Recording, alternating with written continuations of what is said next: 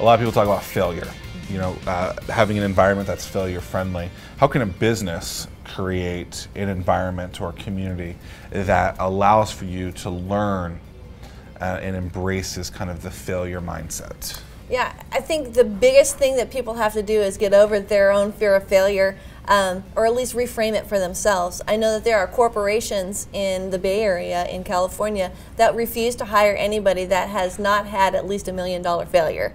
Wow. Yeah, because they are working with huge stakes, and Sure. fear will keep you from taking the risks that can only be taken. I mean, you can only get the big payoffs if there is a big risk.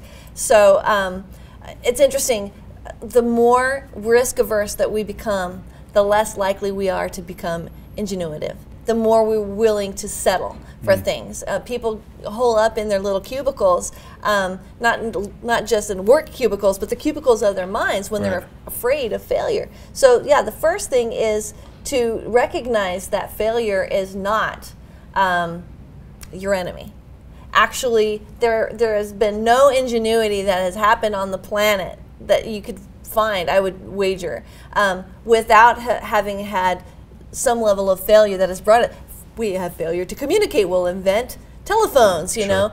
And so when people are afraid of failure, they're in for trouble. So again, one of the great ways to foster love for and freedom to fail is to, first of all, listen to stories of people who had great things birthed out of failure. Just to kind of remind yourself, if you haven't done it, it's the unknown. It's not necessarily the failure, but it's what's going to happen if I fail. What are people going to say? What are people going to do? You know, whether the word is failure or just from a learning experience, but you learn a lot when someone tells you no. Yeah. Right? You know, we talked to Damon John. He said, if everyone just told me yes, I wouldn't know what I was doing right or wrong. Exactly. And so if we look at no as a stepping stone to get to a yes, we have a lot better opportunity to actually get to that winning point. Yes. And another one is opening up the conversation in the workplace and asking people, tell me what you're afraid of.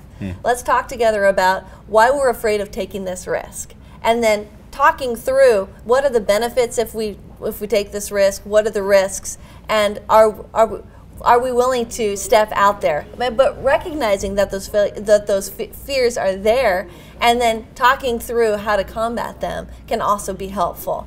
Crazy to think that all you need is just someone to start, and Somebody's then all the other things jump. can follow. And so I tend to be, because I'm just as afraid as everybody else, but one of the things that I'll do is I'll jump. Everybody will laugh. They'll be glad that they weren't the ones that did it. So learning how to just jump, I think, is giving yourself permission to jump, even if you don't know what's going to happen next. Love it. Watch Connect, Sunday mornings at 9 on 13 News Now.